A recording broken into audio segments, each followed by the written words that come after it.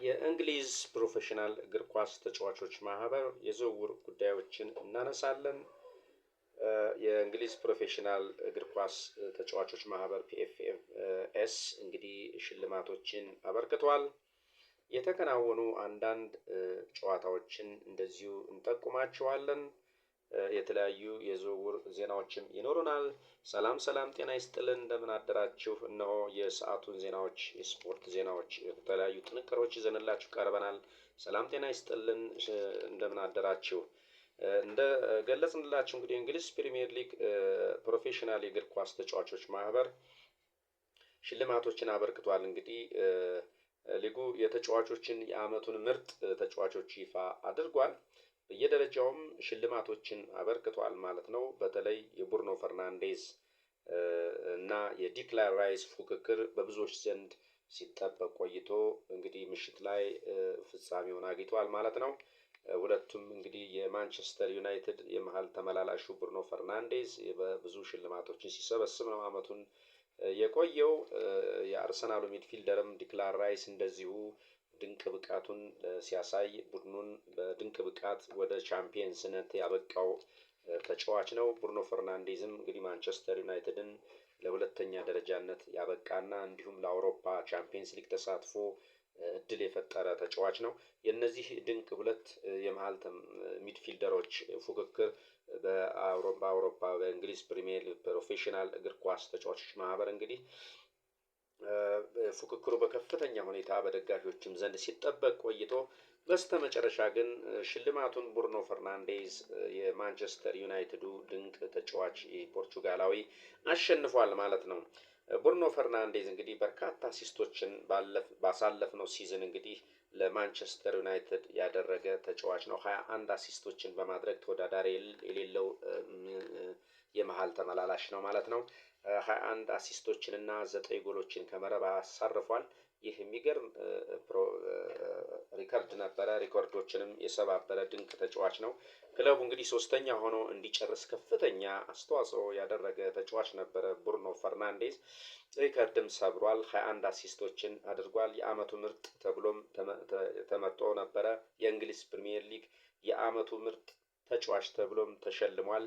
የማንቸስተር ዩናይትድ የክለቡ ምርጥ ተብሎም ተሸልሞ ነበረ። እነዚህ በርከት ያሉ ሽልማቶችን እንግዲህ ባሳለፍነው ሲዝን የአሸነፈ እንቁ ብቸኛ ተጫዋች ነው ብሩኖ ፈርናንዴዝ። 21 አሲስቶችን ለቡድኑ በማበርከት እንዲሁም 9 ተጨማሪ ጎሎችን ከመረብ ያሳረፈ ድንቅ ፖርቹጋላዊ የማንቸስተር ዩናይትድ የመሃል ተመላላሽ ተጫዋች ነው ብሩኖ ፈርናንዴዝ። ትናንትና ደግሞ እንግዲህ የእንግሊዝ ፕሪሚየር ሊግ ፕሮፌሽናል እግር ኳስ ተጫዋቾች ማህበር ሌላ ሽልማት አበርክቶለታል ማለት ነው። ይሄኛውን አራተኛ ሽልማቱን ትናንትና ተረክቧል ማለት ነው። ከእንግሊዝ ፕሮፌሽናል የእግር ኳስ ማህበር ሽልማቱን ተበርክቶለታል። ክለቡ ማንቸስተር ዩናይትድ የአውሮፓ ቻምፒየንስ ሊግ ተሳትፎን እንዲያገኝ የረዳ ትልቅ አስተዋጽኦ ያደረገ እጅግ ታታሪና ጀግና ተጫዋች ነው። ክለቡን ተሸክሞ ወደ አንድ እርምጃ ተሻግሯል ማለትም ይቻላል። ማንቸስተር ዩናይትድ በደከመበት ሰዓት የሚገርሙ አሲስቶችን፣ አስደናቂ ጎሎችን በማበርከት ቡድኑ ሶስተኛነት ይዞ እንዲጨርስ እንዲሁም ደግሞ የአውሮፓ ቻምፒየንስ ሊግ የ2026-2027 ተሳትፎውን ያረጋገጠ ድንቅ ልጅ ሆኗል። በዚህም የአመቱ የተለያዩ ሽልማቶችን፣ የተለያዩ ድሎችን፣ የተለያዩ ሪከርዶችን ያሸነፈ ድንቅ ልጅ ሆኖ ተመርጧል ብሩኖ ፈርናንዴዝ።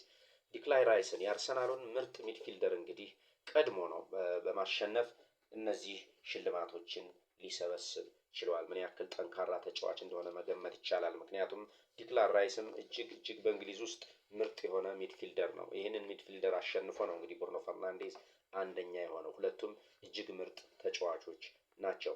ሽልማቱ ለእኔ ልዩ ነው፣ ደስ ብሎኛል ሲል ብሩኖ ፈርናንዴዝ ደስታውን አጋርቷል። ይህንን ሽልማት በዩናይትድ ታሪክ ከ16 ዓመት በፊት ነበረ ዋይኒ ማርክ ሩኒ ለመጨረሻ ጊዜ ያሸነፈው። ክርስቲያኖ ሮናልዶም ይህንን የእንግሊዝ ፕሮፌሽናል እግር ኳስ ተጫዋቾች ማህበር ሽልማት ለሁለት ጊዜ አሸንፏል። ዋይኒ ሩኒ ደግሞ ከ16 ዓመት በፊት በዩናይትድ ታሪክ የመጨረሻውን ሽልማት ነበር የወሰደው። ትናንትና ግን ብሩኖ ፈርናንዴዝ ደግሞታል፣ ታሪክም ሰርቷል ማለት ነው። ፒኤፍኤም እንግዲህ ይህ የእንግሊዝ ፕሮፌሽናል ተጫዋቾች እግር ኳስ ማህበር ፒኤፍኤም የአመቱ ወጣት ተጫዋቾች ሽልማትንም እንዲሁ ይፋ አድርጓል። በዚህም መሰረት ኒኮ ኦራይሌን የአመቱ የተጫዋቾች ምርጥ ወጣት ተሸላሚ አድርጎ አስቀምጦታል ማለት ነው፣ መርጦታል ማለት ነው። የማንቸስተር ሲቲው ኒኮ ኦራይሌ ወጣቱ እንግዲህ የአመቱ ምርጥ ከወጣቶች መካከል ምርጡ ተጫዋች በመባል ሽልማቱ ተበርክቶለታል። ኒኮ ኦራይሌም ከሽልማቱ በኋላ በራሴ ኮርቻለሁ፣ ደስተኛ ነኝ ሲል ሀሳቡን ገልጿል። 53 ጨዋታዎችን አድርጎ በ15 ጎሎች ቀጥተኛ ተሳትፎ ያለው ኒኮ ኦራይሌ እጅግ በጣም ደስተኛ ነኝ ሲል ሀሳቡን አጋርቷል። አርሰናል 5 ተጫዋቾችን ሲያስመርጥ እጩ አድርጎ ሲያቀርብ ሲቲ 4 ተጫዋቾችን አቅርቧል። ማንቸስተር ዩናይትድ ደግሞ 1 ተጫዋችን ሲያቀርብ ብሬንትፎርድ ሌላ 1 ተጫዋች ያቀረቡ የእንግሊዝ ፕሪሚየር ሊግ ክለቦች ሆነዋል። ከአርሰናል እጩ ሆነው የዚህ ሽልማት የእንግሊዝ ፕሪሚየር ሊግ ፕሮፌሽናል የእግር ኳስ ማህበር እጩ ሆኑ ከቀረቡት ተጫዋቾች መካከል አርሰናል 5 ተጫዋቾችን ለዚህ እጩነት ሲያቀርብ ዴቪድ ራያ በግብ ጠባቂነት፣ ገብርኤል ማጋሌሽ በተከላካይ፣ ሳሊባ ተከላካይ፣ ቲምበር ተከላካይ፣ ዲክላን ራይስ የመሃል ተጫዋች ሲሆኑ ከአርሰናል ተመርጠዋል ማለት ነው። ማንቸስተር ሲቲ ያቀረባቸው 4 ተጫዋቾች እንዲሁ እጩ አድርጎ ያቀረባቸው ከማንቸስተር ሲቲ የተመረጡት ማለት ነው። ኒኮ ኦራይሌ፣ ራያን ቸርኪ፣ አስቶን ሲሜኒዮ እና ሃላንድ ሆነው ከማንቸስተር ሲቲ ለእጩነት የቀረቡ ነበሩ። ከማንቸስተር ዩናይትድ ብሩኖ ፈርናንዴዝ ብቸኛው ሽልማቱን ያሸነፈው ተጫዋች ሆኖ ተመርጧል ማለት ነው። በውድድሩ ውስጥ የተካተቱት የአመቱ ምርጥ እጩዎች፣ ምርጥ ተጫዋቾች እነዚህ ነበሩ። ውድ አድማጭ ተመልካቾቻችን ላይክ፣ ሼር፣ ሰብስክራይብ ማድረጋችን አይረሳ። ትናንትና የተደረጉ አንድ ተጫዋቾች ጨዋታዎችን እንጠቁማቸዋለን። በሳውዲ ፕሮ ሊግ በተደረገ መርሃ ግብር አልናስር ከአልፋቅ ያደረጉት ጨዋታ እጅግ በጉጉት ሲጠበቅ ነበረ። የሶስተኛ ሳምንት እንግዲህ የሳውዲ አረቢያ የሳውዲ ፕሮ ሊግ ጨዋታ ነው። ሶስተኛ ሳምንት ጨዋታ ነው።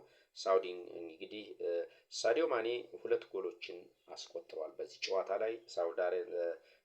አልናስር እንግዲህ 2-0 ከመመራት ተነስቶ ከኋላ ካምባክ በመስራት አስደናቂ ካምባክ በመስራት እንግዲህ 3-2 አልፋቅን አሸንፏል ማለት ነው። አልናስር 3 ነጥቦችን በመያዝ እንግዲህ በአንደኝነት እየመራ ይገኛል። በ9 ጎሎች በ9 ነጥብ አንደኝነት ይዞ እየመራ ይገኛል። አልናስር 3 ጨዋታዎችን በተከታታይ በማሸነፍ ማለት ነው። ሳዲዮ ማኔ እንግዲህ ይህ ሴኔጋላዊ አፍሪካዊ ድንቅ ተጫዋች ትናንትናም ታሪክ ሰርቷል። 2 ጎሎችን ለአልናስር በማስቆጠር እነሆ ለክለቡ 3-2 እንዲያሸንፍ ትልቅ አስተዋጽኦን አድርጎ ነበረ። ክርስቲያኖ ሮናልዶ ለአልናስር ተሰልፎ ነበረ።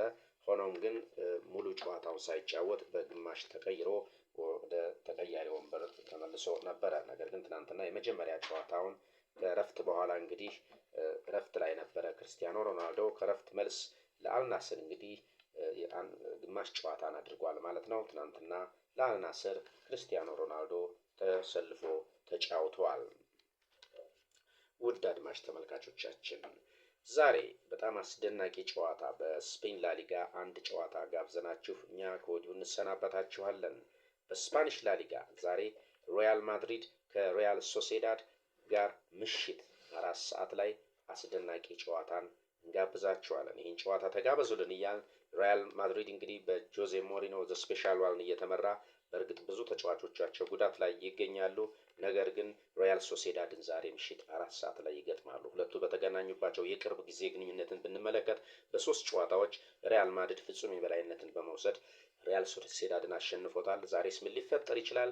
ማታ እንግዲህ 4 ሰዓት ላይ በሚደረገው ጨዋታ ምላሹን የምናገኝ ይሆናል። እኛ ከወዲሁ እንሰናበታችሁ። ጨዋታውን ጋበዝናችሁ። ሰላም ጤና ይስጥልን። ቸር ሰንብቱልን።